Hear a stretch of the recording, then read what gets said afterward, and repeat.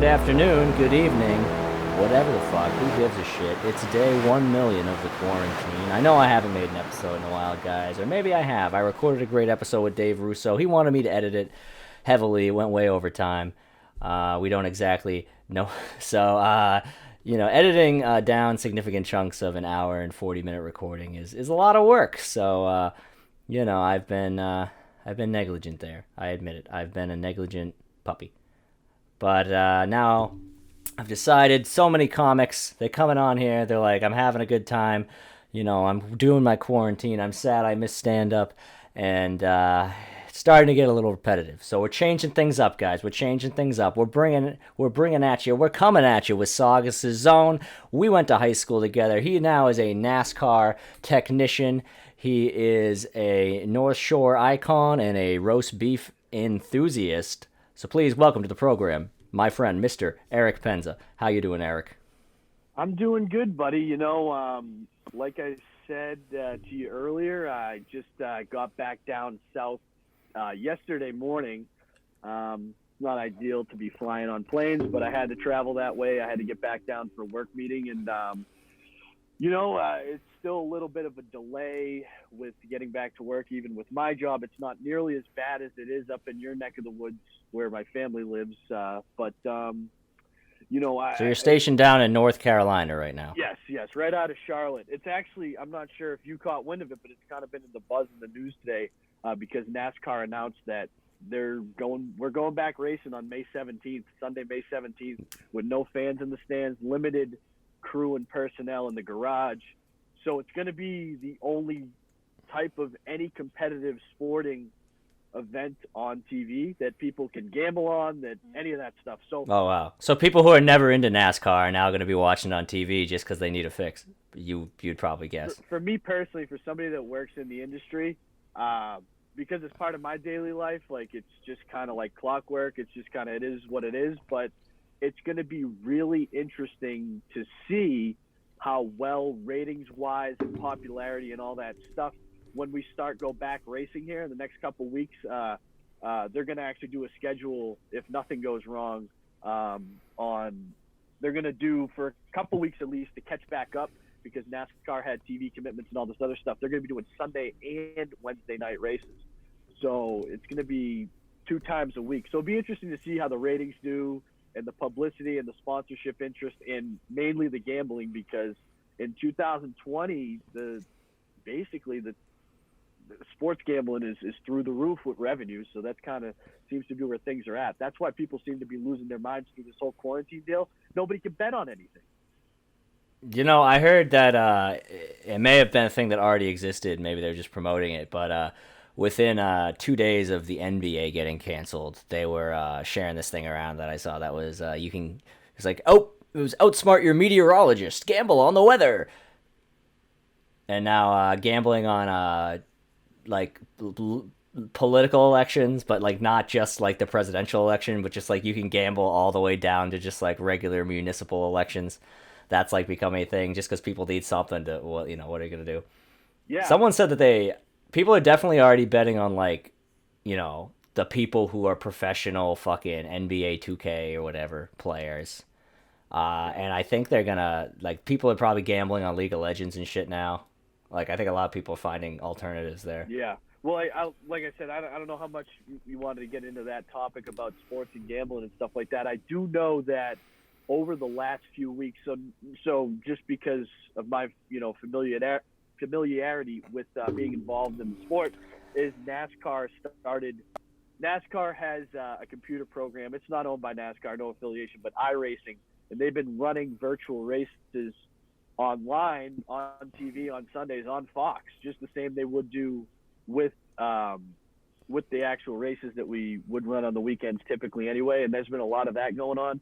It's just like a racing video game. That's all it is. There's guys. Are they fully simulated, or is it they're the players? I mean, it's fully simulated. I'm not. It's the same as it's the same tools and the same computer and technology and wheels and pedals, and some of these guys have $10,000, $25,000 simulation rigs that rise and fall and move with the car and all that stuff. Oh, so you're saying there's a pilot with like a fancy, kind of like a fancy version of the arcade racing game. Yes, A very exactly, fancy version of exactly. it. And there's, it's like in Black Panther. You know, how they had like the car Yes. and they did the chase scene, but the sister was back in, you know, Exactly Wakanda right. driving. So NASCAR's Yeah. been doing that the last 4 or 5 weeks on, just literally all the NASCAR drivers been playing this video game against each other, and you've been able to gamble on that too. And also they just recently started doing. I just found out about this because Scott Zolak, the New England Patriots color analyst, he broadcast a Madden simulation video game on Madden this past weekend. So they've had NBA players playing NBA 2K against each other. So, people are finding ways, outlets to gamble. I mean, there's always going to be a way when it comes to gambling, and all those degenerates, they're going to find something. Oh, yeah. There's like a great episode of The Office where they started just gambling on like every single thing. Like how many times someone said how long it took Kelly to tell a story and all that. Yeah. That was a funny one. Yeah. They gambled on an old board game they found in the basement. Yeah. Well, gambling's taken on a whole new life, the past few years, because there's things, I listen to a lot of sports talk radio myself, and one of the craziest things that gambling has taken on in the last few years is there's pretty much every different aspect of the Super Bowl you can now bet on that I've just found out recently. You could bet on, there's a bet, I don't know what the exact terminology is, but there's a bet on the color of the Gatorade that gets dumped on the coach. There's an over-under on the national anthem. There's bets on the coin flip. I've heard some of that, yeah. There's every single, there's things that have nothing to do with football. You could bet on anything nowadays. You know what I mean? That's like Jordan's Furniture every year. They do that promotion where blah blah blah, and you get free furniture. It becomes it used to be they won the World Series, and it becomes the more contrived thing every year. Yeah. You see Uncut Gems where he had that complicated ass bet where he's like, and Garnett gets the tip off, and the. Yeah. And then I need to see that movie. I haven't actually seen that movie yet, and I love Adam Sandler. Oh, you've never seen it? I won't spoil it. Well, it's definitely a career-defining role for Adam Sandler, really? Or probably like this period of his life. Really? Well, because he's been in a lot. He's been in basically since like probably the last good movie he made was like I want to say Mr. Deeds. Yeah. And then that's just been like 17 years of crap, maybe even more. It's funny. And now this is like a serious movie, yeah. But it's not. He's like a comedic character in a serious movie who happens to also be the star. Yeah. Well, one of the other movies that, oh man, I forget the name, and I don't want to butcher this segment, but it's like the movie where he kind of got out of his goofball character with Seth Rogen, and he had like cancer. Oh, that one Funny People. I never saw that. It was definitely shedded in. It shed a different light on Adam Sandler and like a really dark, like cold, like depressing. I mean, you need to see it. It's a good. I think the comedy. A lot of people like the comedy community liked that movie because it was like it showed the the kind of very like sad side of how it all kind of. But I saw Click, which I remember that came out when I was in like 6th or 7th grade. And it's like Funny People. They were both advertised as straight up kind of comedies, and then they ended up being like way more serious movies. And I think it's just because Adam Sandler is a comedic actor. They were like, oh, we better if we want to get his fans out to see this, we better not advertise it as a serious movie. Yeah. No, I definitely. He was in. What's that? He was in that movie Spanglish too, which I never saw, which I think was a comedy but pretty serious. No, there's definitely been. Myself, like obviously being biased, you know me pretty well. Like anybody that has any ties to New England, I pretty much I pump their tires pretty well. But I love Adam Sandler. It's funny, during the quarantine while I was home in Saugus with my family, I think I watched 50 First Dates, and I probably haven't watched 50 First Dates since like 2006 or 2007. I probably watched it about 4 or 5 times. It was just on FX. Watch 54 Days. 50 First Dates is hilarious. That's one of those movies, like the older I get, the more I appreciate Rob Schneider's humor in that movie. And he's just I don't know. Just the Rob Schneider part of that movie really gets me going. It's friggin' hilarious. But I don't know that one. I always thought it was a good movie, but I appreciate that movie more now, 15 years down the road. For some reason, that's one of those. But like Mr. Deeds, Anger Management, you know, all those. Anger Management is one of those ones that I saw once on like TBS, and I don't remember it too well because I was probably like, however old you were when you were just staying up late watching Adam Sandler movie. TBS used to pimp out Adam Sandler movies so much. Like I saw The Waterboy like a million times. Yeah. I saw all those movies like at least once. Yeah. If we're on the topic of Adam Sandler movies, like it is kind of funny how like the trends of his career has gone, like that bracket of time between Lil Nicky, The Waterboy, The Wedding Singer, and Happy Gilmore. I kind of felt like, the whole voice he was doing and all that, it was just kind of forced and trying a little hard, as much as I love those movies. But like the Mr. Deeds and the Anger Management, where he's like talking in his own voice, his normal Mr. voice, Deeds and he's and not the doing Anger that. Management and like the 50 Dates and the Big Daddy.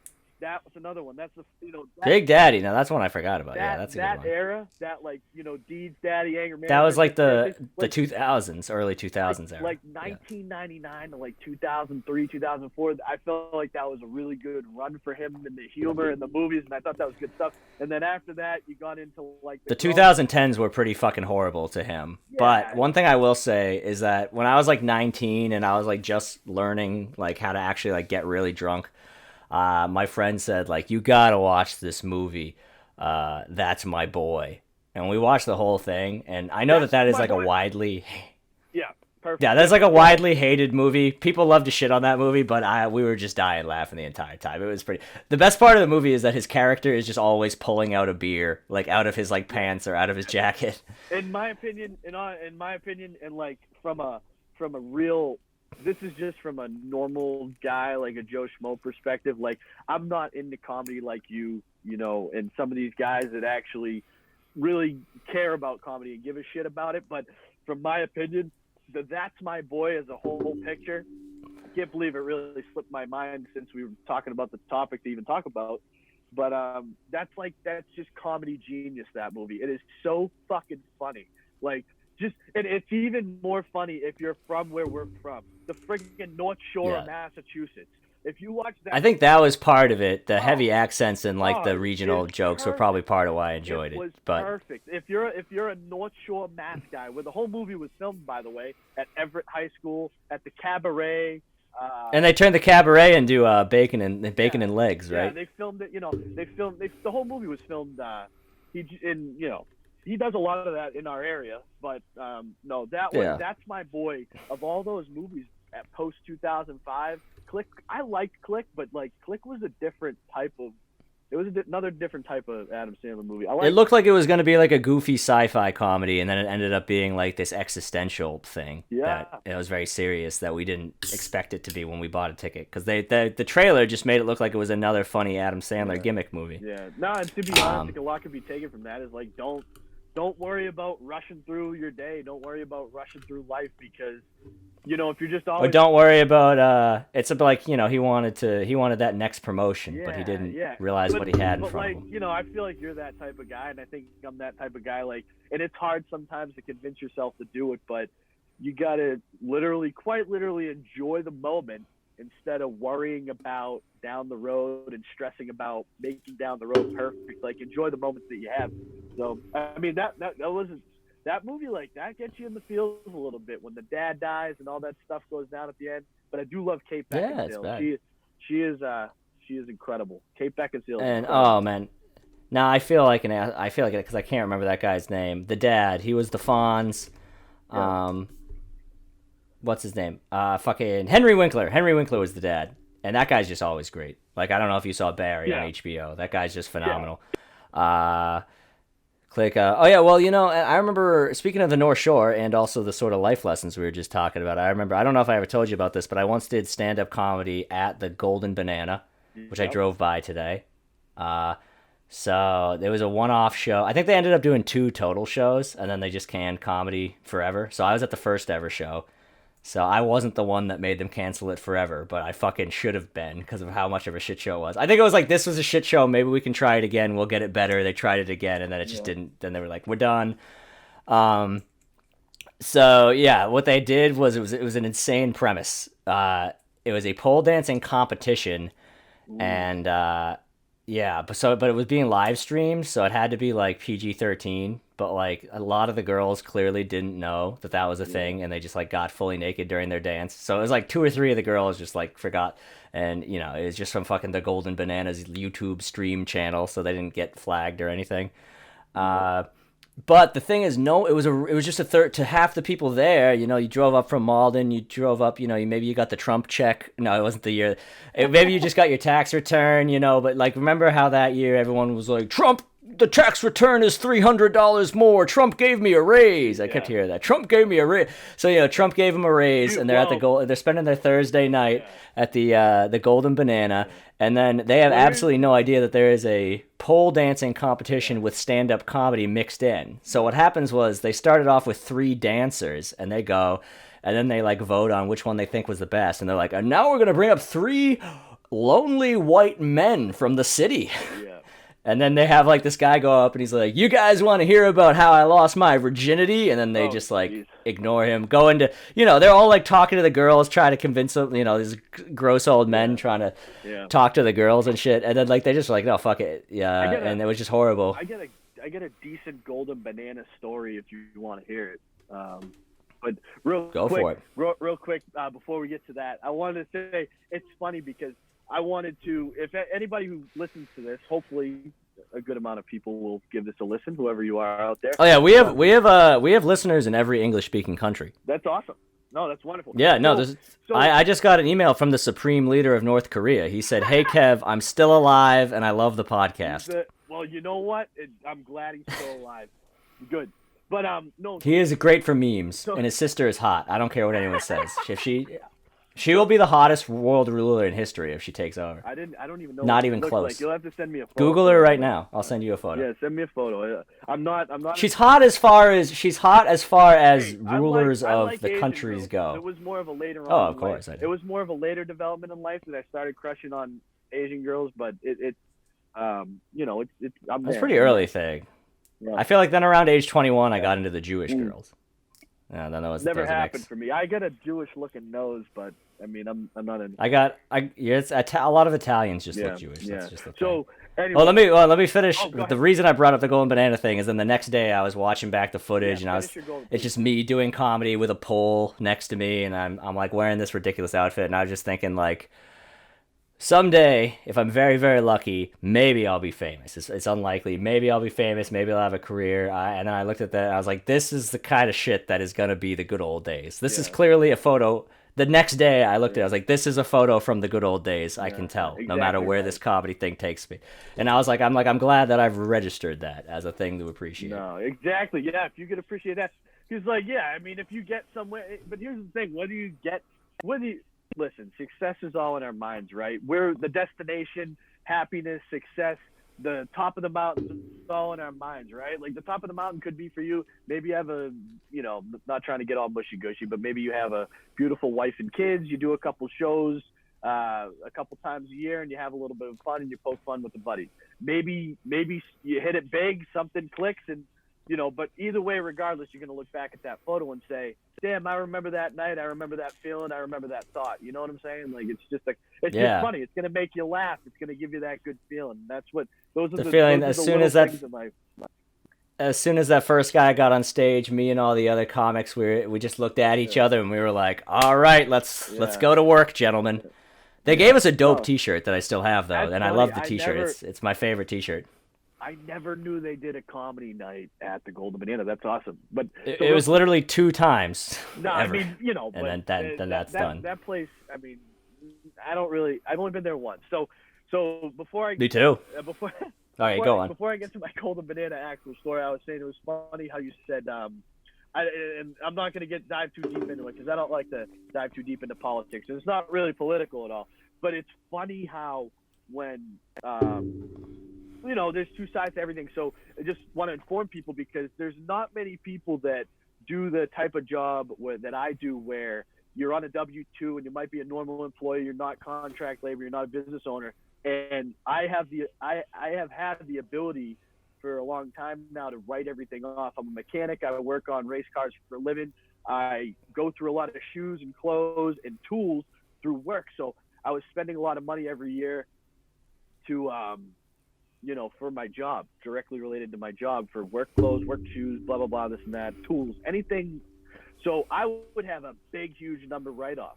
Well, what Trump did, he took away from guys like me. Like, I saw like a 25%, I used to write all this off, and let's say as a round number, like, let's say I make $50,000 a year, let's say, somebody like me, I was getting like $5,000 back in taxes. Somebody who just made $50,000 a year and just worked a normal job and couldn't write off tools and shoes and crap, they were getting like $2,000 back. So then the next year comes around, Trump changes the laws, and now that person is getting a little bit more back because he adjusted it. Now guys like me that have all these write-offs, I can't do the write-offs no more. I'm okay with the idea of the people that are making the same salaries as me with a different job across the plane, like, are getting a little bit more, and I'm taking a little bit less. It's kind of more like, I'm actually okay with that. Like, I'm cool with that because I know that someday I'm probably going to be in the playing field where I'm going to be working. At least my plan is to move back to Boston within the next 4 to 5 year stretch. I can only do. Gotta make it back. I love. Well, I love my hometown. But anyway, so that's my little quick thing on that little tax thing. Yes, Trump did help. Just the average guy who just takes the standard deduction, making X amount of dollars. But the guy like me who could really, wasn't beating the system. I just had a bunch of work expenses. You had things that you were able to write off. Yeah, like, you know what I mean? Like, say your job was your radio show and your podcast. All your radio equipment that you purchased, you'd be a independent contractor employee. But if you were working for a radio company and you had to do it at home and you had to buy all this stuff for home, and it was $20,000. Well, like during quarantine, people like Colbert and all them, they had to get all that shit in their house. With the old laws, so actually I can put it really simply for you. With the old tax system, let's say you were doing this from home and you worked for CBS radio, and CBS was like, you got to go get your own stuff to do your show for us, and you had to spend $25,000. That $25,000 you spent on your microphone, all the crap you had at the house that you needed to make it right, you just write that off of your taxes. You can't do that anymore if you're a W-2 employee. But anyway, so I want to get back on track. I want to get back to my you want to go?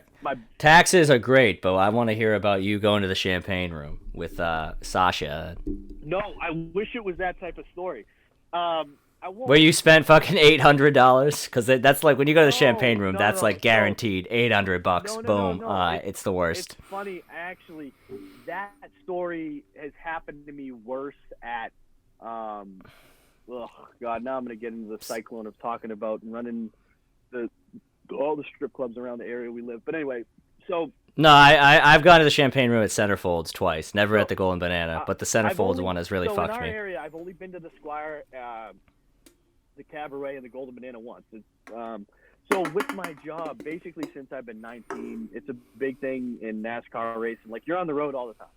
Thursday to Sunday, you're on the road 38 weeks out of the year, and we hit the strip clubs wherever we are. And it's starting to get to a point where, 19, 20, 21-year-old Eric's like, man, it wasn't good.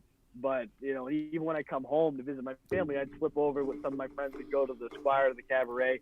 But anyway, and this Golden Banana story doesn't have any relevance to that. So my friends are gay as fuck. We never went to the Squire. Like, we went to Centerfolds once on my birthday. I learned a lot of lessons about, like, strip clubs, like, on the road with the guys that I work with and racing, like going out to strip clubs and like waking up at, staying at the strip club till 2 a.m. and then waking up at 5:30 to catch the van to go to the racetrack in the morning, and you're still drunk, and it's just, but that's, so, I mean, so my good Golden Banana story is a recent story. It just happened last year, I think. So it's no secret. I won't disclose too much information, but because there's parties in the area that, so, Tyler Face, She's a porn star, and she's from Saugus. I mean, 98. You know, I feel like I've heard of her. Oh, you know what? I think she does my buddy's show. He does the Breaking Balls. I don't know if you ever heard like Mr. Monday and all that. So Like she does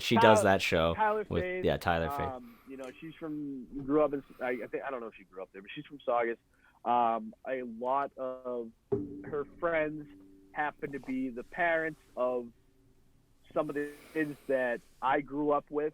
So I'm really tight with those parents and those people. So anyway, so she had a show at the Golden Banana last year. It might have been this past winter, actually. It might have been over November, December. And she brought another adult film star with her. And, you know, it's not really an elaborate story. I mean, so, you know, Tyler, she was doing her thing on stage. Like, this is the first time I've been to the Golden Banana ever. It's oddly enough, like, I'd never been. You know, I'm going to buy. It's nicer on the inside. Would you agree? Nicer on the inside than you would think much nicer that on it would the inside. just be? And I would say, I actually think that it's. Because I've been to the Cab. The Cab is pretty divey on the inside. The Cab is I a think. dive bar of. Yeah, the Golden Banana is actually fairly has a luxe thing going on. I was surprised. But you know, so this girl, she was much younger than Tyler. But anyway, so they got up there, they're doing the show, and I mean, we thought this, you know, she's an adult film star. We thought this other girl, I don't even remember her name, but she wasn't honestly that pleasing on the eyes, to be honest with you. And this girl, I don't know why. She got so messed up in the dressing room. I've never seen it happen at all, let alone a girl who's supposed to be a professional getting paid a good dollar value to be there and put on a show. There was a ton of people there. It was a big deal. It was advertised on the radio. You know, it was advertised on Facebook. Tyler Faith and so-and-so coming to the Golden Banana. And this girl, I mean, it had to be 3 to 5 minutes. And we're all looking at each other. I was kind of over in the VIP section with someone. Oh, there was just dead stage for 3 to 5 minutes? No. This girl was like struggling, and then she just passed out, flat out, sleeping, snoozing, oh, Jesus. out cold, on her back on the stage. I've never seen it happen to a stripper, let alone a porn star. But like this girl was that's horrifying. They had to get like the security guards up there, carry her off like the banana hammock carry, Jesus. Like, grab her arms, grab her feet, like carried her. Did up. she fall off the pole, or did she just collapse like from a standing position? No. It was like a degeneration of activity. Oh, okay. She just kind of like trying to dance at first, and then it started to be like she was on her back, and I don't know if you've seen like she was doing like a back arch up and down, like trying to hump. She's facing up, and she's like trying to hump, you know, the ground with her butt, like the back arch up and down. And then all of a sudden, we're like, "She moving? She's not moving. She's asleep." And like, Jesus. We weren't like worried to the point like she thinks she like did any drugs or overdose. I don't really know. I wasn't in the dressing room. I don't know what kind of activity she was partaking in, but you know, obviously maybe it was like a Pulp Fiction. You know, she thought Tyler, she was snorting a big old line of coke, it's funny. Tyler had to save the show, and she kind of saved it for like the next half hour or so and put on a good show. But this girl, like, we were all like kind of like freaked out by it. This girl just passed out cold. Yeah, you don't want to see that when you're just trying to unwind. Like the whole point of the club is that you're just forgetting. It's like a strip club is just like a fantasy thing. Well, like, you know, it's all like, oh wow, I can just go watch a naked woman. Like I don't have to think about anything. I want to tread. And then, but like another big money mistake. I've made a lot of big money mistakes at strip club. I made one night at the Squire. I spent way too much money. Not a long story, not a big deal. But she was Asian, and she was fucking beautiful. And I know who she is. I found out after the fact, and we know the same people, and blah, blah, blah, this and that. She's a little bit older than us, but oh, wow. But I actually know her and oddly have her on Facebook and Snapchat still. But she doesn't do, she used to, you said centerfolds. She used to dance at centerfolds too. But so yeah, the one big money night I had in the area was the Squire, and then I got one more good story about the cabaret. Without saying too much, because this is something like you never really expect it to happen, but you know, at the time. Every time I come home, I'd at least go to a strip club one night, you know, gather up a couple of my buddies, say, hey guys, let's, you know, because I was in that 21, 22-year-old kind of fantasy land. And one night we went to the cabaret, and this girl struts out, and She's shaking her, she's doing it. It's full nude. And me and my buddy are just looking at her. Me and my buddy that went to Saugus High together, and she turns around and we see her face. And I'm sure you already were like, is that? Oh, you knew the girl? So-and-so? And then she always was a very quiet girl, kind of to herself, a little bit of a social misfit, but, like kind of like the type that had like social anxiety, but never really crossed paths with her, but we knew who she was. And me and my buddy looked at each other and, we kind of laughed, so we put a couple dollar bills right there, and she was mortified. She wouldn't come over to us. She didn't grab the money. Yeah. But also, like, if go. you got a job doing that shit, like, what, one town over, maybe two towns over from where you went to high school? You gotta know that that's happening. That's probably happened fucking 5 times after it happened to you. Like, if you happen to be the first time. Yeah. So the story, you gotta. the story gets people better. are turning 21 and going to strip clubs. Like, that's happening. The story gets better. Like, go on. I don't know. I don't know if Go I on. can finish it, and I don't want to sound like that douchey guy that's bragging. No, you gotta close this. So, we honestly, we felt bad that she felt so free. I mean, but I agree with you. I said, how could this girl think that 2 towns over she's going to strip here at the cab, and she's not going to run into somebody that went to Saugus High? Like, or I shouldn't have even said that, but everybody knows where I'm from.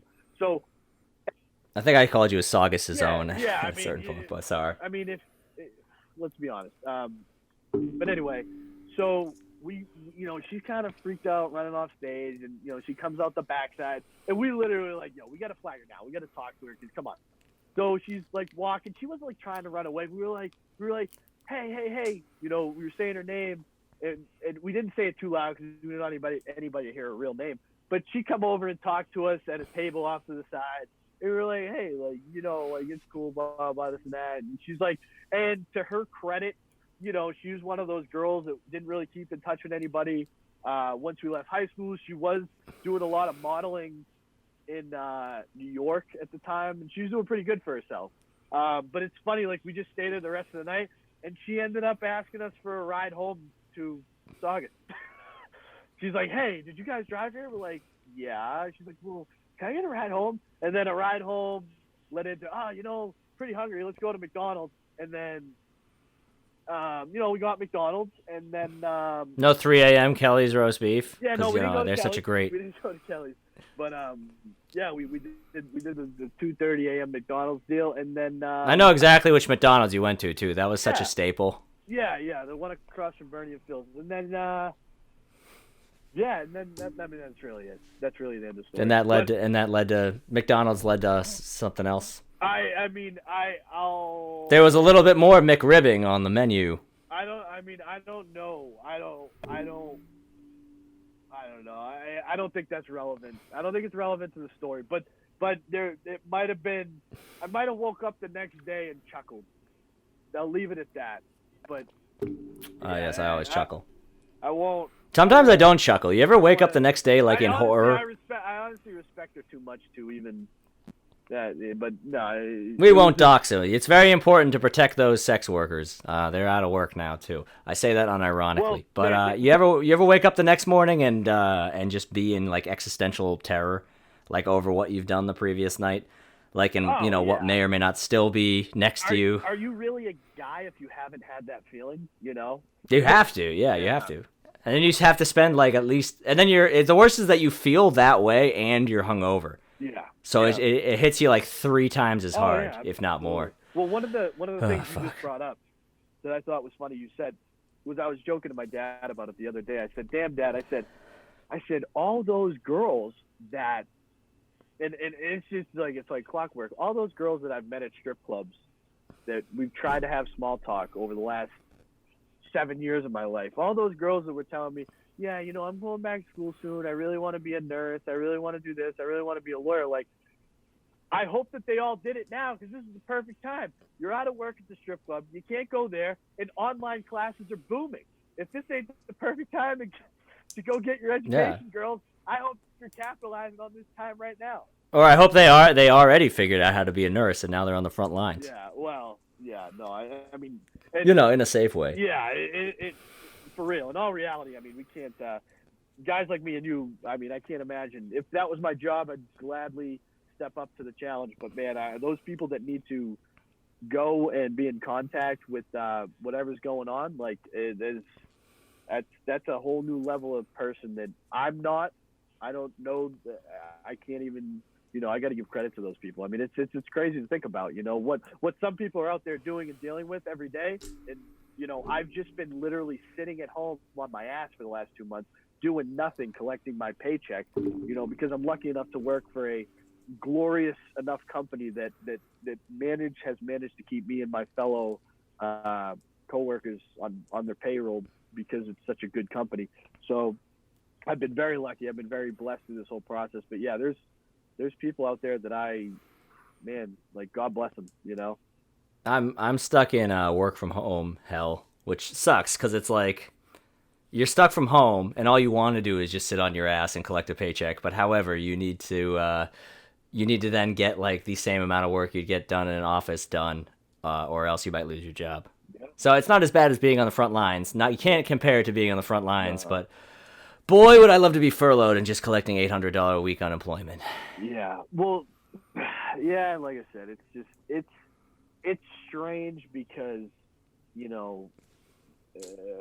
I don't know, like, there's people that are making way more money on just being unemployed than some of the opportunities there is out there to get by right now. And it's just, I don't know. You're a hardworking guy. I like to think I'm a hardworking guy. Like, I don't know. And you don't want people to get too comfortable with the whole situation and just sitting at home collecting a nice paycheck. I mean, I think we're gonna this ties back to what you said before. I think there's a lot of sort of threats with what we are now allowing to consume with digital media. Like you said it yourself, there are these people who have these expensive virtual reality simulator rigs for NASCAR cars.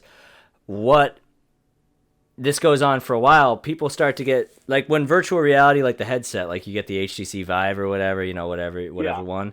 When those came out, people were like, oh, well, like, is someone going to then not go visit Paris because they can just stay in their living room and do a VR Paris and, like, shit like that?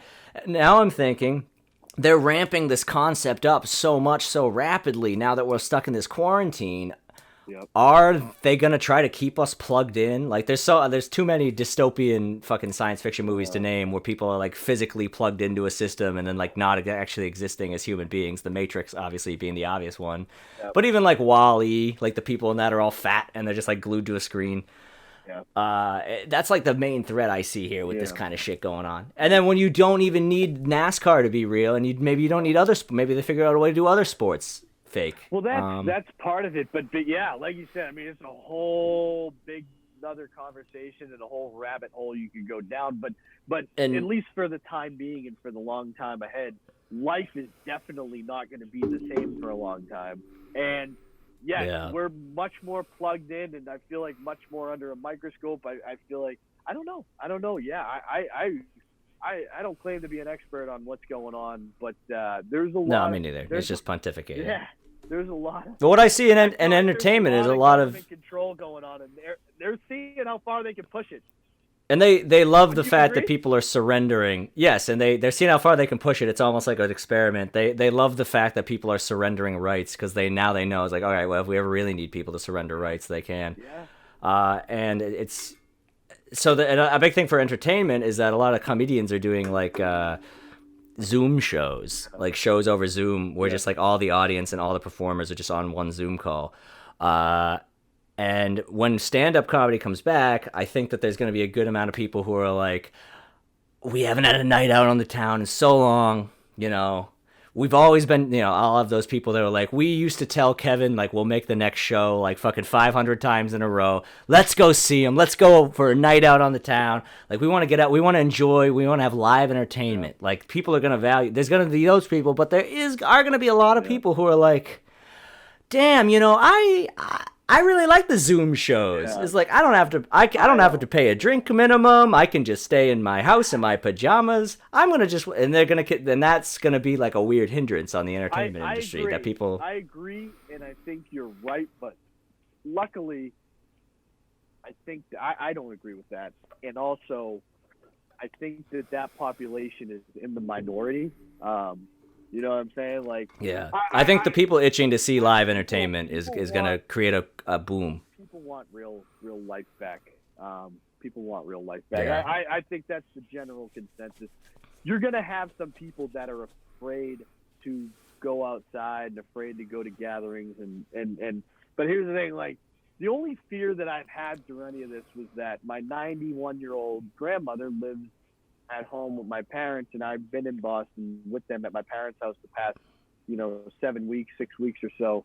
My only fear is giving it to somebody that means a lot to me that is too old or too weak to handle. Yeah. Handle. My grandmother's up in Beverly. I'm not even getting near her. Yeah, exactly. My other one's in Florida, so she might just be fucked. But when the world starts getting back to the point where they're saying, hey, we could start going back to NASCAR races, comedy shows, concerts, any of that stuff. I think that there's people really itching, and everybody's going to have a different perspective, but I think there's a lot. I got to be like, my personal opinion, my Eric Penza personal opinion is, I'm really not afraid. I don't want to live a life that doesn't involve hugs and kisses and handshakes and crowds and mosh pits and celebrating with your friends and hugging people and showing affection and all that stuff. I don't want to live in a life, and I'm not saying I want to die from the coronavirus, but there needs to be like this whole social distancing, mask on, not touching each other. I know things are gonna be different for a while, but I'm itching to get back to just listen. Shit like this happens. Sicknesses like this happen. I'm itching to get back to just being able to hug my best friends or kiss a girl that I have a big crush on, or kiss my grandparents, without worrying about spreading some sickness to them, or giving people hugs. Like, I come from a very lovey-dovey, touchy family, so. Yeah. I think the handshake greeting, the hug greeting, the old classic, like, you shake your uncle's hand, hug your aunt. Yeah. That might, when you're out, maybe when you're family gathering, you'll be doing that still. But I think out in public, like for me, it's like I go to a comedy club and I walk in, and I see like 30 people I know at once. And even before this, I was just like, I just had a long day at work. I cannot physically touch 30 people. Yeah. It's too much social energy. Yeah. So I'll do like fist bumps, and then I was like, oh shit, I was way ahead of the curve on that shit. Yeah. Like then if I show up to a place drunk, I will just do the like hug everyone, and then I'm like, oh, now I'm a fucking contagion spreader. Yeah, and like I said, I mean, where does it, where do you draw the line? Like, I mean, I don't know. You can't. I don't know. You just can't. I feel like you can't just hide inside from this thing and hide away from it. I feel like at some point, I don't know. It's a terrible thing to say. You never want to see anybody fall ill or get sick or pass away. You never want to see any of that. But it comes to a point where it's like, we need to go. And you definitely don't want to see the hospitals overwhelmed, because that's just a sign of a failed state. Absolutely. One thing I'll say, and then we'll take a quick smoke break, and we'll reconvene. Yeah, I'm down for that. One thing I'm not. Oh yeah. So people think that we're kind of on the end of this, and NASCAR is coming back, thankfully without fans. Yeah. If they came back with fans, that would be a disaster. No, but people will probably pay to do live streams. No, maybe no. It's all going to be televised, so they don't have to pay to do that. Well, yeah, no, exactly. Like I said, I'm from somebody who's directly involved, and my paycheck relies on the sport. Listen, there's no secret NASCAR hasn't been doing good for a long time. It's something that I got into when I was really into it. I don't know how much you knew about it when we first met each other in high school, but it was.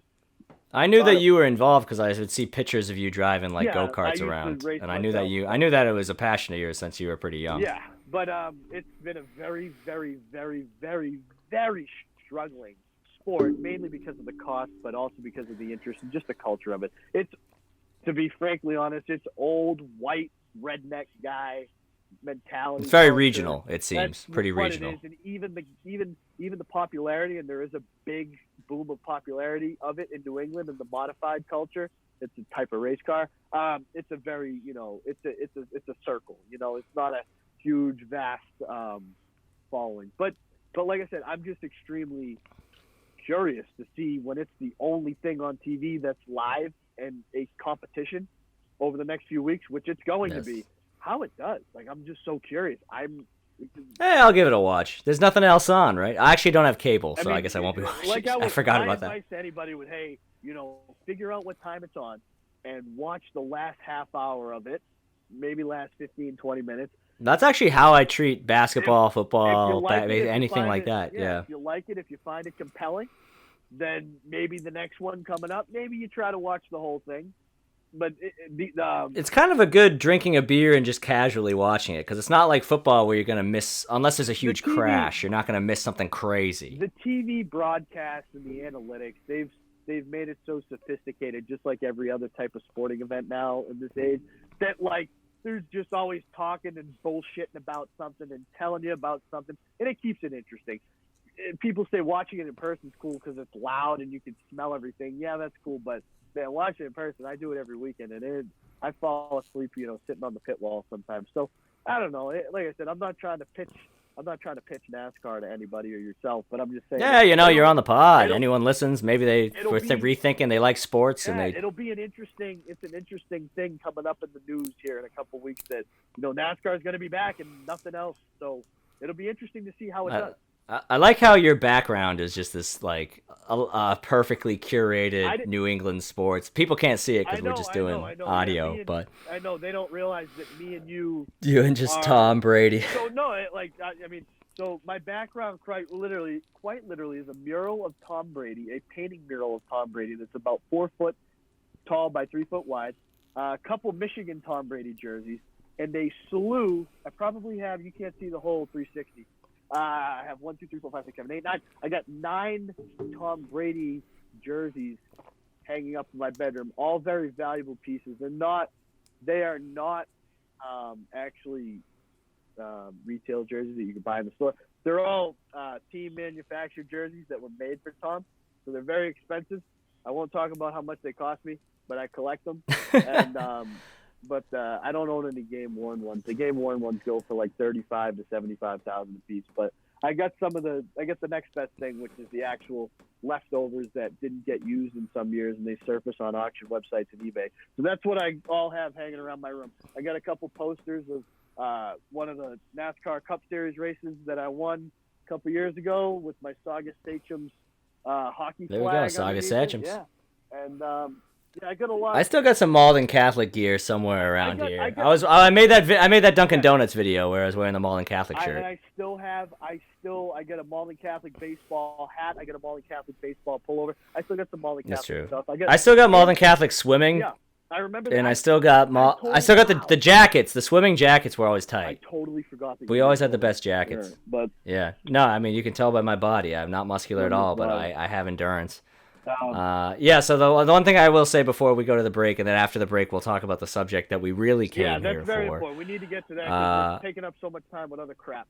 So they're saying this is going to end soon. So the city of Somerville and Cambridge, starting I think Tuesday, maybe yesterday, instituted a policy of you must wear a mask when you're outside at all times. Yep. And this is Somerville, Cambridge. Boston hasn't done it yet. Boston probably will soon. Really? I would have thought Boston. I went up to a certain place that we'll talk about later. They required a mask inside, and that was all the way out in Peabody. I don't really think that requiring people to wear a mask by law is the sign that it's only a couple of weeks left. That sounds like the sign of the beginning. Yeah. And you know what? I don't know what news outlets my mom relies on. But unfortunately, I don't watch too much news myself, so I rely on the information from Josie that she hands to me over the phone. But she's saying, well, this place is starting to spike here. This is starting to spike, Eric. A lot of places around here are starting to spike. Where we live, where my parents live, where you live. So I don't know. Yeah. I don't. Like I said, I have it in my brain right now that New York City, which is the hardest hit place in the world, New York City ain't even going to be able to think about trying to do anything to get back to normal till like September, October. And that's what I'm thinking now. It might be later than that as we go along further. Yeah, it sucks. So, the marathon is supposed to be September 14th currently, and if they push that back, I'm fucked. Yeah. Because they already it was Marathon Monday. Just that was the most as yeah, I was registered and everything. And training. As tragic as losing all of comedy was I was down the Cape on what would have been Marathon Monday, and just being down there and I ran 13 miles because it was like, I'm not going to run 26 miles today just by myself. That's psychotic. So I just ran a nice 13, which is about the safest you can run without taking a water break. When you run the Boston Marathon, obviously they're handing you water, so that's a little bit different. But oh boy, was it just kind of weird to be. So, and when it happens in September, it'll be probably fun, but it might not happen in September. We don't know. It's 1 million people. It's like, I think club comedy will come back before, Taylor Swift at the Garden comes back. Absolutely. Because that shit's just way too high risk. A club is not that big of a risk. At this point, if the marathon does happen September 14th, I don't think there'll be crowds and fans and watchers, spectators allowed. Do you think by mandate or just because of cultural implications? Because they could easily also say, like, you can watch the marathon as long as you're not standing within a couple feet of the next person. Yeah, I don't really know. For Boylston Street, that couldn't. Have you ever watched like the finish line before? Oh yeah, of course. Yeah, that's nuts. You couldn't tell people to stay 6 feet apart at the finish line there. That would be insane. Yeah. That's like hordes. That's like a regular sporting event. It's just hordes of people watching. Yeah. No. I can't imagine that right now in these times. All right, so we're going to break for about 5 to 7 minutes. I'm going to smoke a cigarette, and all right, we'll come back here. I'm going to leave the thing running so that I don't have to edit. All right, brother. Both of the recordings, that was perfect timing. We came back like, oh man, we should have been doing no earpods the whole time. Yeah. But I guess maybe that makes you in the zone. Well, I kind of think my earpods are fading out a little bit. I've had them for like 3 years now. I got them right when they first came out. And the battery. That is, yeah. Apple products notoriously, you never want to get. It's a great scam that Apple sort of runs. Is that they have these fanatics, these people. I have a MacBook. I don't have AirPods.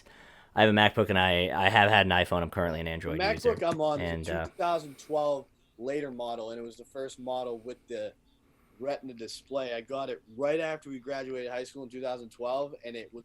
We're back, by the way. I'm just gonna say we're back. We're back. I'm gonna whenever I said perfect timing, that's when it starts. Cool. Yeah. I mean, like you said, you can edit and do whatever you want. So, I'll let you take the lead here for the comeback. I mean, I think there was one point. Well, as I was saying, there's a great scam that Apple has. Is Apple has built this devout following of people who are Apple nuts. They always live stream the. It's called WWDC, and I don't know. You may not know that by name, but you definitely know like the images of like Steve Jobs standing on a stage with like acting like he's fucking Bruce Springsteen or something. You definitely like know that image. I wouldn't say or like the fact that was a thing that happened. I wouldn't say that I'm an Apple nut, but I got just the user interface and everything of Apple products. No, I'm saying, but Apple has a significant following of people who follow it the way that you might follow a band that you like or a comedian that you like, So these people who are in this cult, they're so easily fucking duped. They run out and they have to get the new iPhone or the new MacBook or the new AirPods, Apple Watch, whatever, the day it comes out. And then it sucks. Like it stops working like right away. And then all the people who are pragmatic and like waited a couple of months and maybe like, waited till Christmas or waited till their birthday or something, they get the version that doesn't suck as much because, they worked out. There's always kinks on the initial release. Because Apple knows that those people, and they're so fucking brainwashed, they'll, think past the fact that they bought faulty hardware. And I completely agree. It's funny. I mean, you could really say that across the board with all, forms of our technology. Probably all tech. Yeah, like you don't want to buy it. You don't want to buy a PlayStation the day it comes out. You don't want to buy a Switch the day it comes out. Apple just has... Any new TV technology that comes out. Yeah. But Apple has the cult of personality that I don't think any other... no other company has... maybe Tesla, but that's different because that's like you have a cult of personality around Elon Musk, but a car costs like $100,000. So, not a car, but one of their cars costs like $100,000. I think they're cheaper now. They're probably way cheaper now. Yeah. But it's funny. So it's the double think. I used to work with this guy, and he was a really nice guy. I really liked him, but he was very liberal. He hated Trump a lot.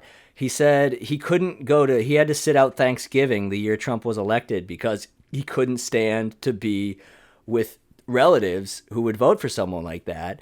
And he was disgusted, and like he had to actually Trump's election actually had an effect on him to the point where like he had to go to therapy. Like not like it was a thing he brought up in his existing therapy, where like he actually had to like go to therapy about this because it was so traumatizing to him. Meanwhile, he is completely enamored with a company that has been using slave labor for like 20 years.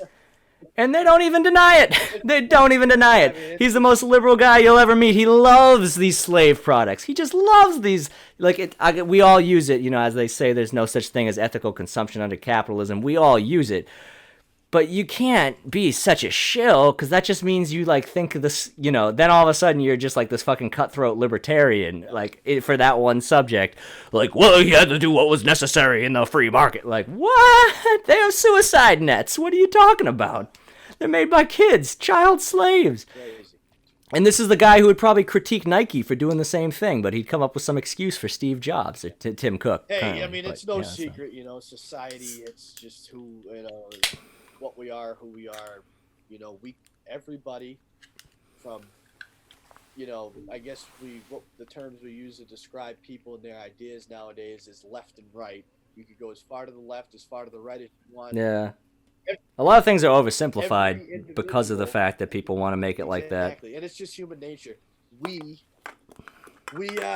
create a narrative based on what's most convenient for us and how we feel and what we think. And that's what it comes down to, bottom line. I try to be more of a bigger thinker. I would never, me and you, for instance, I consider you a great friend. I think very highly of you. I would never let my opinion on something or your opinion on something get in the way of how much I respect you as a guy and a person and how much I like you as a guy. That is a problem, is that people are very much more willing to do that now than I think they've probably ever been. It's just because everything's at your fingertips, you know more about. And that, I'm telling you, the worst thing in the world, and I learned it kind of the hard way because I have a family of very, very widespread ideas, from cousins to aunts and uncles and all of that. That share button and that retweet button on Twitter and that share button on Facebook is one of the worst things when it comes to, you share something, that maybe you share something political, maybe you share something that provokes. Yeah, maybe not political, but just a joke that some people might not like. Just, you want to be careful. You want to be conscientious of people's feelings and ideas. But like your buddy, I would never want to take anything to that extreme where I wouldn't want to talk to people or be around people that I care about because of their opinion and what they think. I would never want to let anything get to that point in my life. But I honestly do admire people that really do feel strongly about something, and they want to stand up and make a statement about what they believe and why they believe it. And I admire that because how are you ever going to see any progression and change in the world if people don't stand up and say something about it? So whatever once, obviously I'm on the pretty far on the left. Obviously, as a comedian, I'm not. Basically by Massachusetts standards and by virtue of being a comedian, I'm deemed moderate. And then some people are so fucking far left that they think I'm some fucking neo-Nazi. But by base world standards, if you go my portfolio of my opinions on things, I'm probably a pretty left-leaning guy. But I remember there was this one girl who was just so overly progressive, but she was kind of on that full shill, all right, Bernie's out, now I'm full into Hillary. This was back in 2016, and I sent my friend a picture of her, and I was like, hey, look how obnoxious she looks with this poster she made at this march. And my friend said, yeah, but at least she's doing something. Most of these people, they're just fucking gallivanting on Facebook. They're not actually making signs and going out to a protest. Yeah. Like that, she actually did something that warrants and I was like, you actually did make a good point, and I didn't think about it that way. Yeah. And we wonder, why did it get so much more toxic recently? The short answer is the internet, but then we find out that Russia has literally been trying to get people to fight with each other. Yeah. And then that was scary. But then more recently, we found out that Facebook themselves, the American company Facebook, realizes that it's better for ad revenue if you show someone something that they disagree with on their feed. Yeah. So like someone will say something that like they know is gonna like get a rise out of me. Facebook is like, boom, algorithm. We're showing him that shit because I'm more likely to engage with something that makes me angry than something that makes me happy. Like it's hard to simplify such a big conversation, but it's sometimes like exactly kind of off of what you're saying right now is you almost feel like the world is like there's outlets for us, for them, they know how to get at us. Our phones are listening to what we're talking about. Our phones pay attention to what we search on Google. If everybody's just getting along and happy and smooth sailing, there's no excitement. There's no this and that. There's no like look at reality TV, how they drum it up and stage things, and it's like. Have you ever heard about like what they do on The Bachelor? It's pretty fucked up. Like the producer pulls someone aside and says, "Did you know that so-and-so said this about you?" Completely made up. But now these two people had no problem with each other. Now they have a beef, and now they can film them having a beef and put that on TV. I haven't watched it's nuts. I don't watch The Bachelor either. I just heard someone say that. I don't know. But, it was an interview. Some of the girls that I've talked to recently, I've talked to a couple girls recently that are into that show. But when I was home the last couple months with for one reason or another, started watching the new one that came out the past couple weeks. You became a Batch guy. I wouldn't say that yet, but the one with the music, The Bachelor, Listen to Your Heart, and it's entertaining stuff. But more for me, it's entertaining because I'm kind of just laughing at the people and how freaking phony it is, and how just like, come on. But like, I mean, I can't watch something on TV and feel like it's genuine. No. I never do. But for me, for my own personal selfish reasons, I just, whatever I find, it's like Jersey Shore. If I find it entertaining and I get a chuckle out of it, probably honestly in a deeper thought, makes me feel better about myself and how I act in my life and the way I carry myself. It makes me feel better about that, I guess. Maybe that's part of the reason why I watch some of these shows. I remember one time my friend who was a fan of The Bachelor just offhandedly said, "You should go on The Bachelor." And I'm like, first of all, here's the thing. No fucking chance in hell that they would have me on The Bachelor. Straight to your face, and I would say the same thing about me. And I like to think about myself as a pretty smooth operator. I like to think of myself as a decent looking guy. Like, I'm pretty good when it comes down to bullshitting with girls and doing all that. But like right off the bat, me and you, not tall enough, not sculpted, well built enough, not handsome enough. There's no way that would ever happen. And this new one, it's not like one guy that all the girls are going after or one girl that all the guys are going after, and they just pick a bunch of beautiful people. The new one is the equal amount of guys and girls, and they're. Oh, you're talking about Bachelor in Paradise. That one, oh yeah. That one. I was talking about the music one that's going on right now. They got an equal. Oh, I have no idea, but I'm not a reality TV guy whatsoever. Yeah. The only reality television show I watch, which is Shark Tank. Do you ever watch Shark Tank? I have, yeah, I love Shark. I love Shark Tank, especially for the episodes where someone goes in there and they say, "I emptied out my 401k." All my, I had an IRA, savings account, checkings account, opened 3 lines of credit, put all the money into the product, and then the sharks just point out all these reasons why it's a horrible product and no one would ever buy it, and then they just walk away crying. I love it. It's great. I know it's so sad and probably way more real than what's on The Bachelor, but I love to see people try and fail like that. It shows just how hard it is to. And like people always, it's reality. It's probably one of the most realistic reality TV shows. Even though a lot of those deals are all bullshit that they make. But so there's this new invention, and I bet you we're gonna see. It's not. I shouldn't even call it a new invention. I bet you we're gonna see it popping up, especially after everything that's going on. But I saw a video about this new toe plate that they add to doors on the pull side where people could just, like waitresses and waiters and people at restaurants, you just grab the little metal plate on the bottom of the door and hook it with your foot instead of grabbing the handle and open the door that way. Now, we've had kick plates for years where you could just put your foot on the kick plate at the bottom of the door and push the door open with your foot, but now they have pull plates that they're putting on the bottom of doors so people could just put their sole of their shoe on the hook on the metal pull plate, and it just pulls the door out and opens the door for you, and then you just grab it. Oh, so it's for pulling. Yeah, you just pull it and grab it with your shoulder. There's no Okay. hand.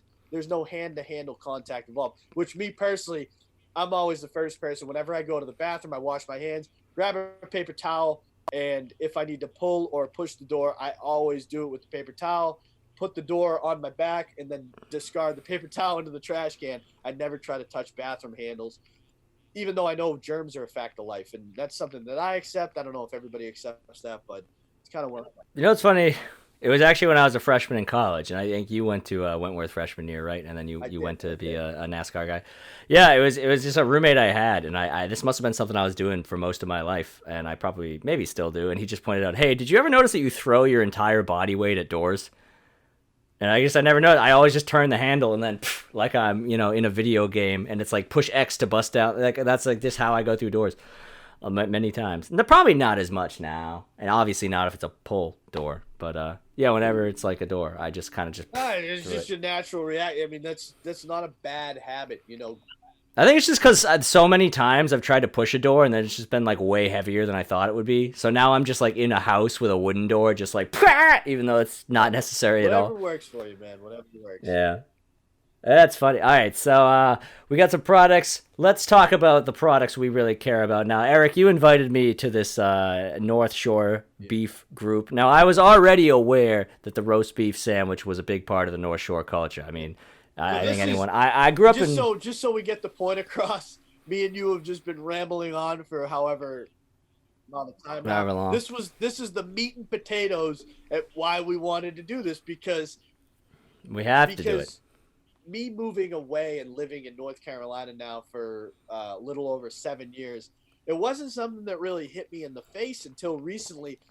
How much I miss a good roast beef sandwich, and a lot of people that haven't really ventured out of the North Shore of Massachusetts that have grown up there for a long period of time, that they haven't ventured out for a long period of time and lived somewhere else, you don't realize the perspective of that it doesn't exist anywhere else. The North. No, it's totally a cultural thing, and it's a weird thing to specifically. The hot roast beef sandwich with James River barbecue sauce, mayonnaise, and cheese, the three-way it's onion roll if you really want to get fancy. A lot of people forego the onion roll. A lot of people like the junior beef with just the regular toasted burger bun. But you gotta have the griddled bun. So you're the host. Yeah. You're the guy. I want you to. Yes. Well, that's to build on what you were saying from an outsider perspective, someone from outside specifically, and it's a very tight region when you think about it.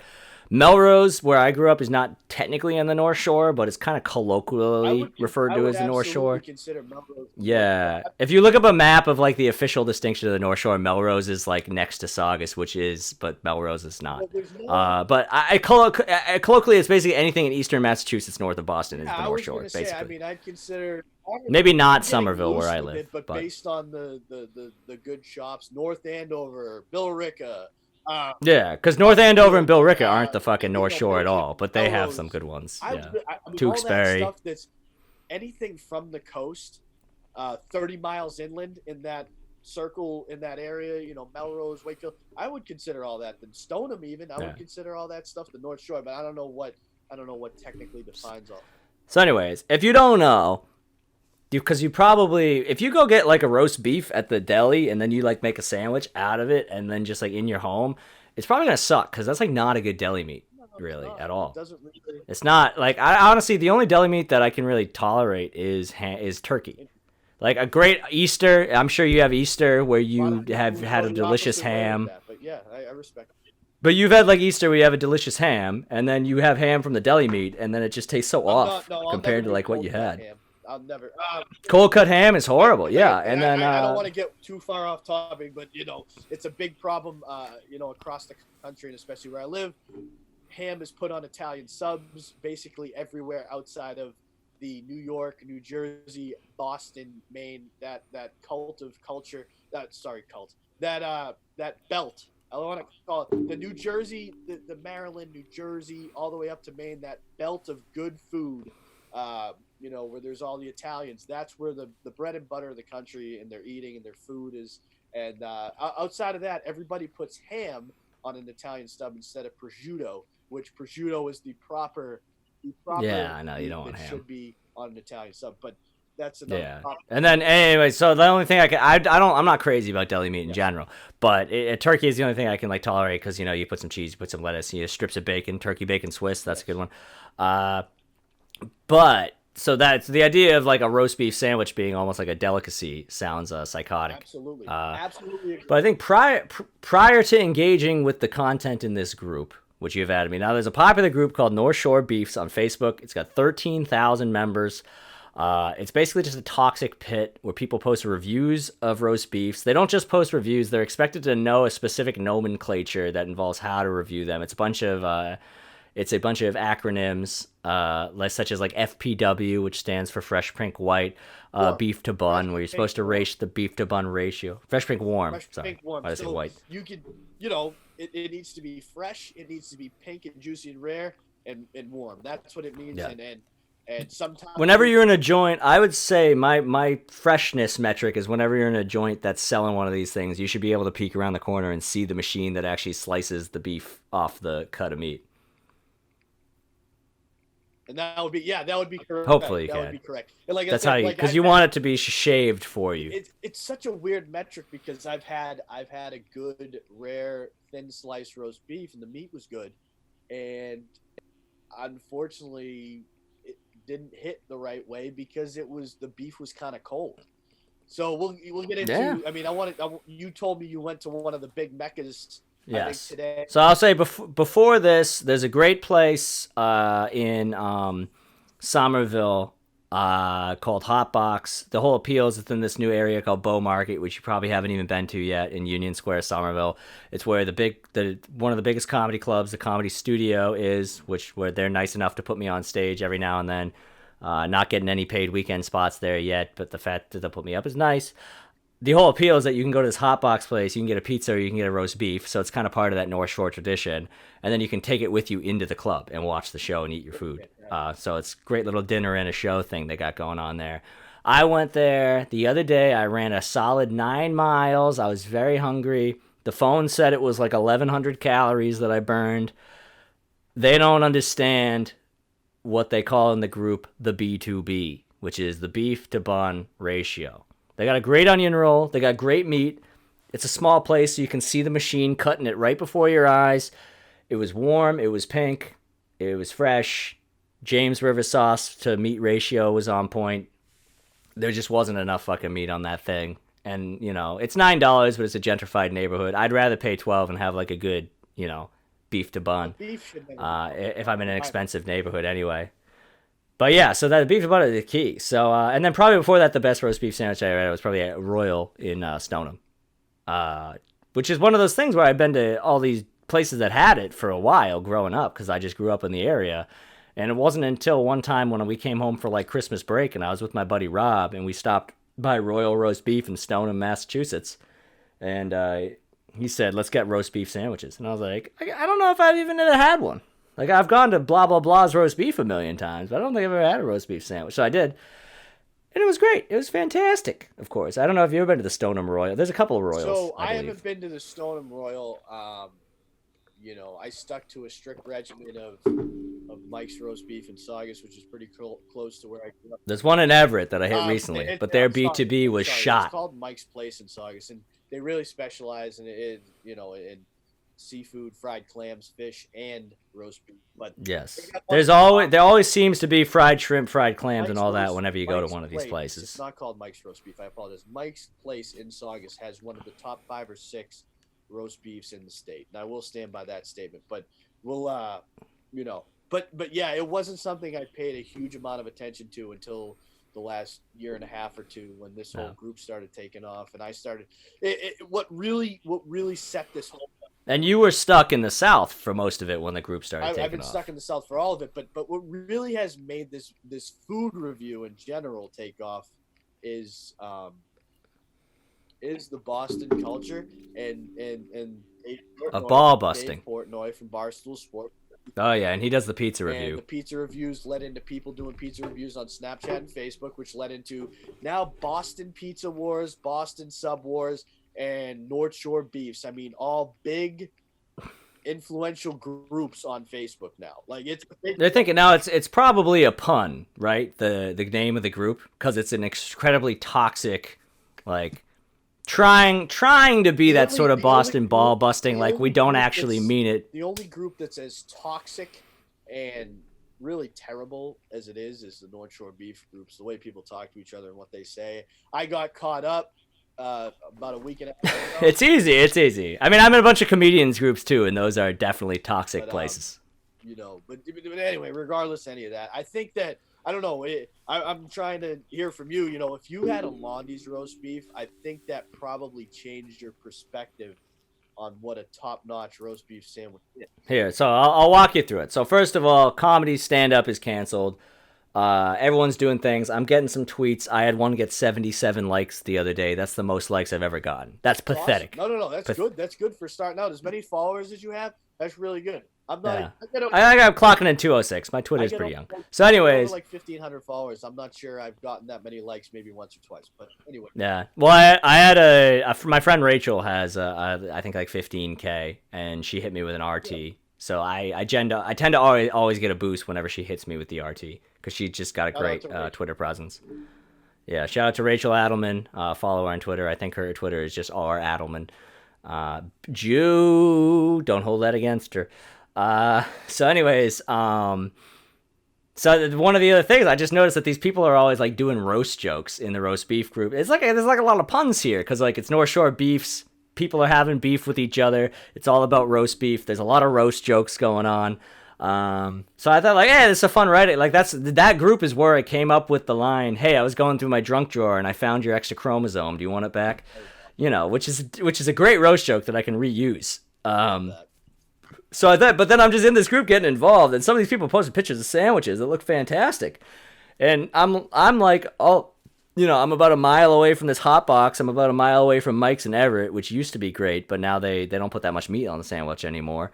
And now I'm in shell shock. I'm seeing all this shit, so I know Londy's there's the two crown jewels of Peabody, which are Londy's and Athas. Zipcar they screwed me over. They said your license is expired. The thing is, my license expired April 1st this year, my birthday, but the RMV extended it 60 days because of coronavirus. Yeah. So everyone's license got extended 60 days, but Zipcar didn't know that, so I was shut down for a while. Zipcar today, they came back, they turned my account back on, and I was like, it's better than not having a license because of a DWI, which is the situation I'm dealing with right now. So it could be worse. Oh, so you work professionally on cars, but you can't drive. Hey, let's take it back a notch, all right? All right. So, anyways, today was the day that Zipcar, they figured out the issue and they fixed it. So great shout out to Zipcar customer service. Thank you for fixing that. I said, first I'm stuck in my apartment. Like I can't drive around. So immediately, obviously, I was like a bat out of hell. Got in my car. I said, I'm going to go to Peabody and I'm going to get a decent roast beef. And my roommate was back here. I said, hey, you want anything? I'm getting like a delicacy. She said, sure, give me whatever. So I kind of screwed myself over. I kind of shot myself in the foot with the fact that I wanted a nice, fresh prink warm roast beef. And I ordered a junior. I ordered two supers, and then I ordered like some jalapeno poppers and some fries. So I think the temperature of my beef may have been affected by the fact that I ordered so much, because even though I went out to my car and ate it immediately, they might have already had that one sandwich done while I was still finishing other shit. So you know how that can be. So yeah, I went out to my car.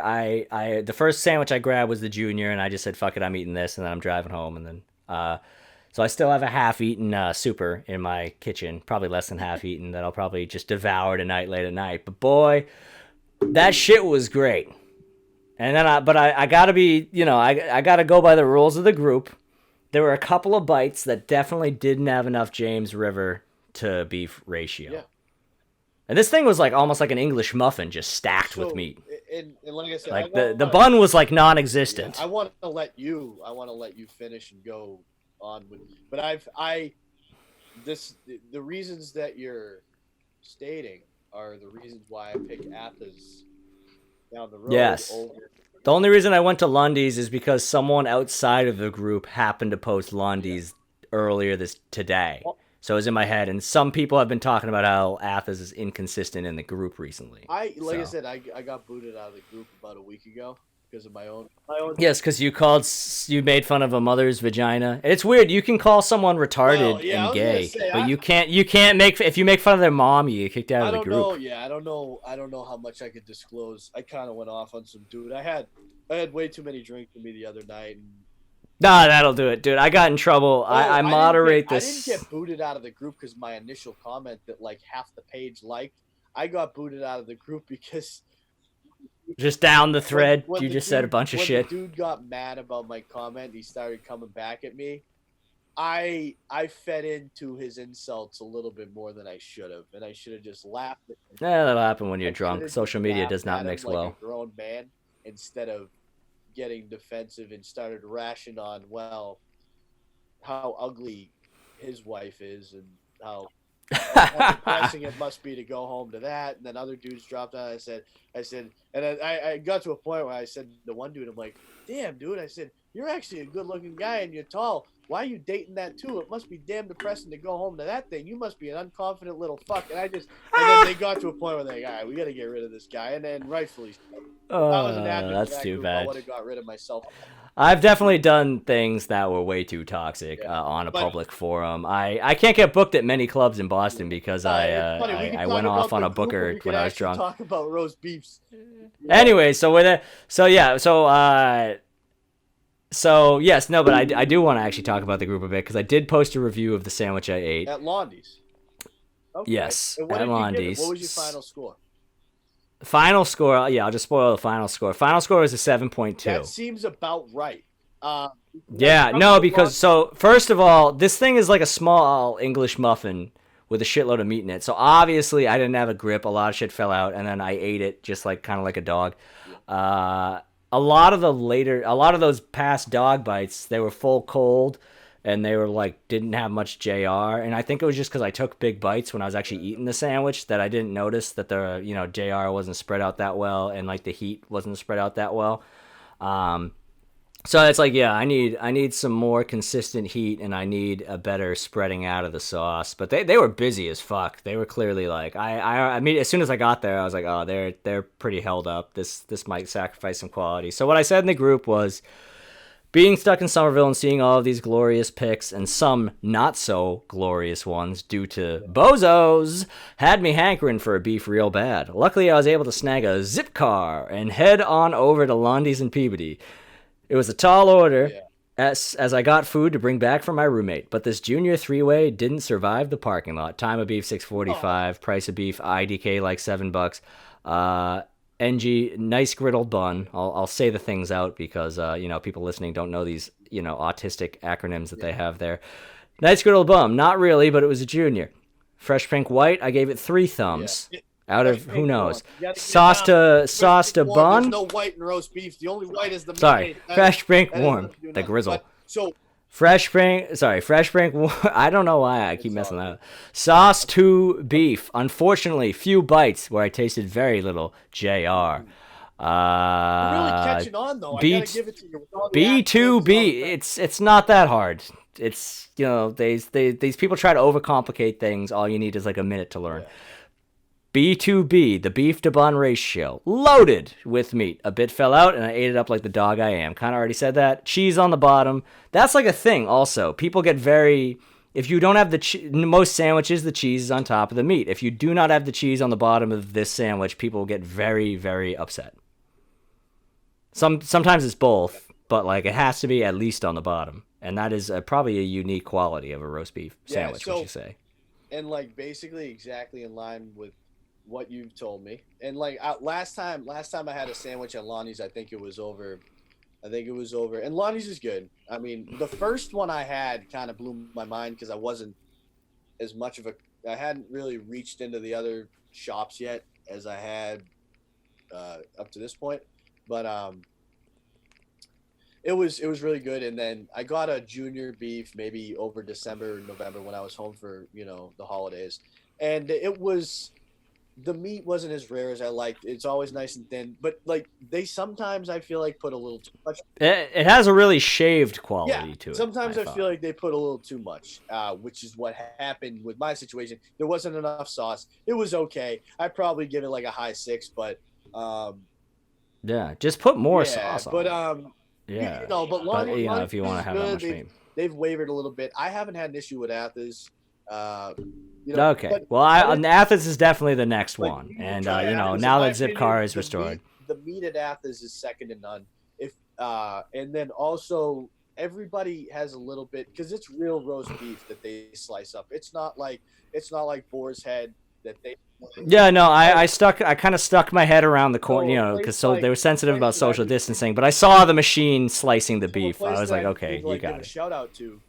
Was like Zeno's or Bella's in North Andover. Like Zeno's.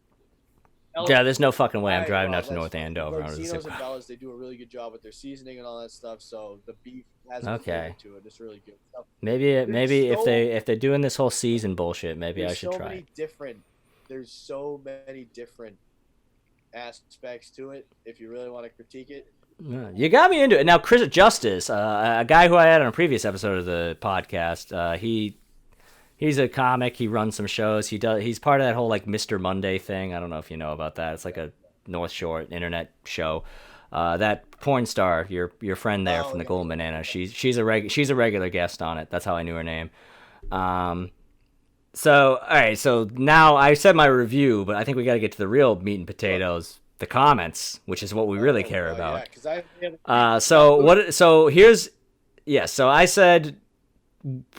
What do you think they made fun of me for in the comments, if you had to guess? Because you got booted. I'll reread the original prompt. They didn't really make fun of me for anything in my rating, because I was pretty on point. They didn't have anything to go after. So I said, being stuck in Somerville, seeing all these glorious pics, blah blah blah blah blah. Luckily, I was able. Physical appearance? I don't know. Not yet. No. They made fun of things that were in the original paragraph. So the first comment said, Somerville, ... Zipcar, ... You ride a bike everywhere, don't you? Asshole. But they're not wrong. I don't own a bike. Well, but you don't own a car. You're kind of one of those guys, right? You just... Kinda, yeah. No, that's definitely why they hate me.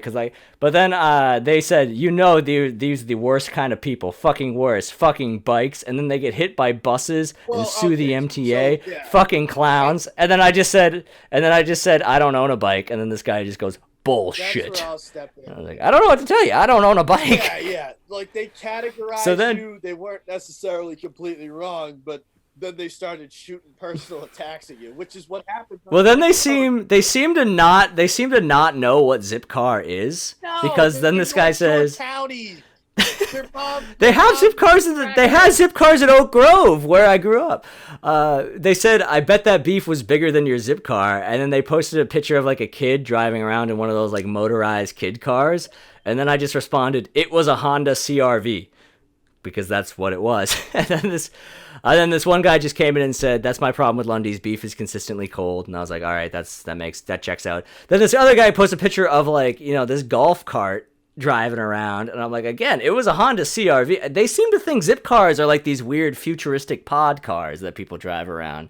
Yeah. Like they're just regular cars. Like you get a Nissan Altima, you get like a Subaru Crosstrek, an Impreza, Toyota Camry. That's just what Zipcars are. They don't get it. They really just fucking hated the fact that I said Zipcar.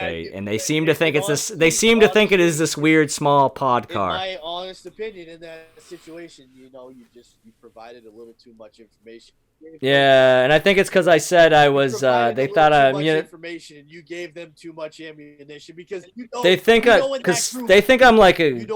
They're talking to me like I'm more of a Cambridge person. Like that what they hate about Cambridge is what they're coming at me for. They classify it as the same. and all, like you just gave them too much ammunition. You really did. Anything that anyone in Yeah. that group could cling on to, they're gonna grab it and run with it. You know that's how it rolls in there. Yeah, no, I mean it's true.